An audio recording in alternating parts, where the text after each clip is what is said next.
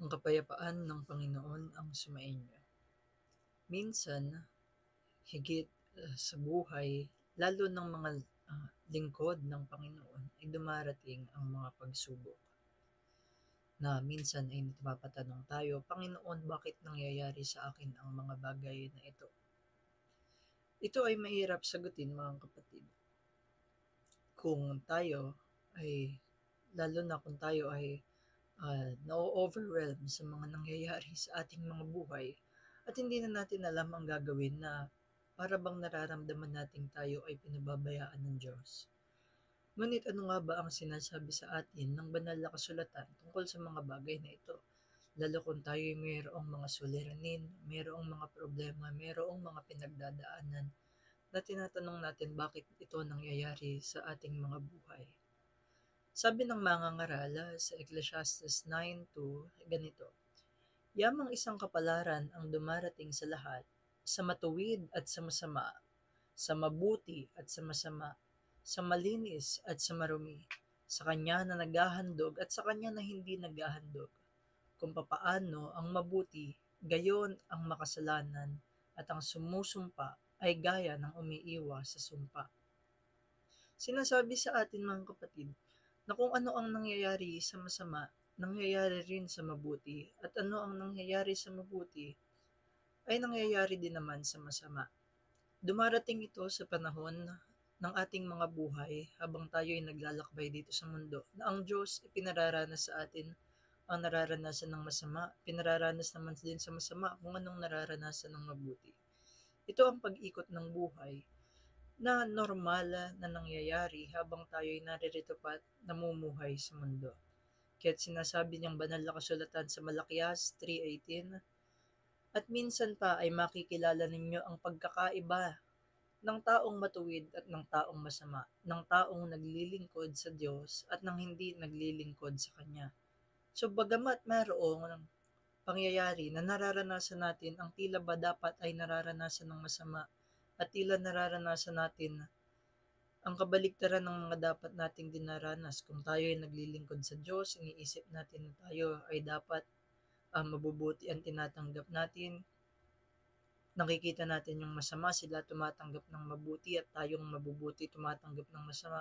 Kahit na ganito ang nararanasan natin, kahit ganito ang nakikita natin, na kahit tayo nagdaranas ng mga suliranin, ng mga problema sa buhay, meron tayong kapanatagan na sinasabi sa aklat, Malakias 3:18, At minsan pa ay makikilala ninyo ang pagkakaiba ng taong matuwid at ng masama, ng taong naglilingkod sa Diyos at ng hindi naglilingkod sa Kanya.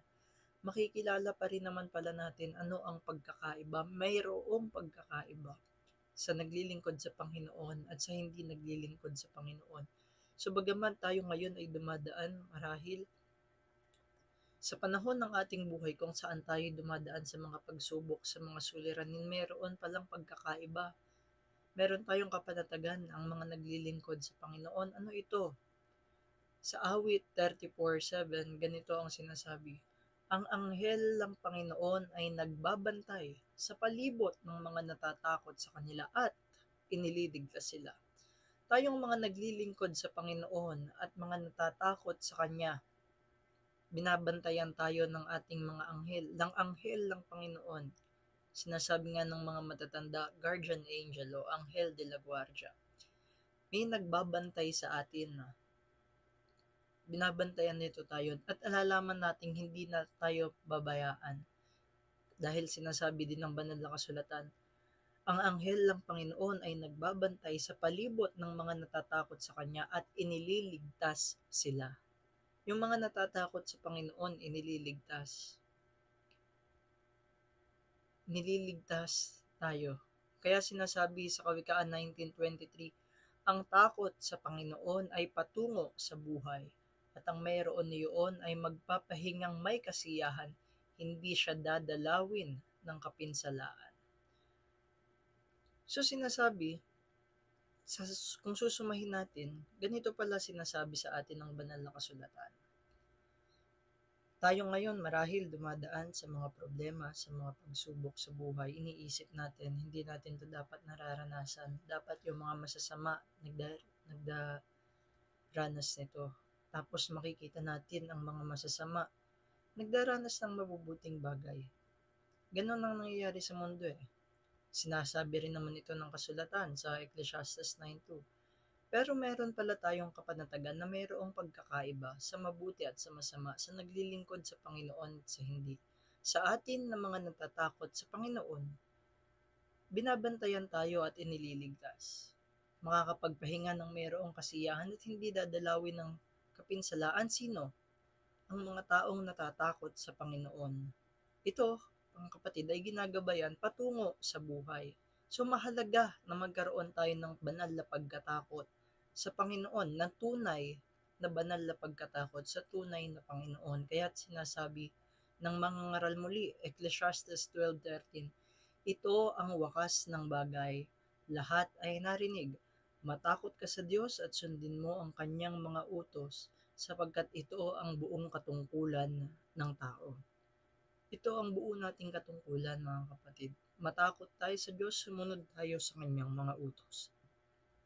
Makikita natin ang pagkakaiba ng naglilingkod sa Panginoon at ng hindi naglilingkod sa Panginoon. Ang panandalian nating pinagdaraanan ngayon, ililigtas tayo dito ng Panginoon. Tutulungan tayo ng Panginoon kung tayo'y natatakot sa Kanya at sinusunod natin ang Kanyang mga utos. Kaya lamang, mahalaga na nalalaman natin, tunay ba ang sinusundan natin? Tunay ba ito na kinatatakutan natin? Tunay ba itong mga kautusan ng Panginoon? Tunay ba itong Panginoon na sinusundan natin? Kasi maraming naglipa na ngayon na akala natin tama. Akala natin tama, sumusunod tayo sa Panginoon. Akala natin tama ang ginagawa natin. Ngunit nakakalimutan natin sumangguni sa banal na kasulatan. Nakakalimutan natin kunin ano ba yung sinasabi sa atin ng Panginoon, ano yung dapat natin gawin. Dahil tulad ng sinasabi sa aklat ng mga taga-Korinto, hindi lahat ng bagay na tama ay karapat-dapat o katanggap-tanggap sa Panginoon. Ang dapat natin gawin, mga kapatid, kung ano lang ang sinasabi sa atin ng Panginoon. Ito lang ang sinasabi. Kaya't sabi ng Panginoon, sa anumang paraan, hindi kita iiwan o pababayaan man, sabi niya sa Hebreo 13:15, umiwas kayo sa pag-ibig sa salapi at kayo'y masiyahan na kung anong mayroon kayo, sapagkat sinasabi niya, sa anumang paraan ay hindi kita iiwan o pababayaan.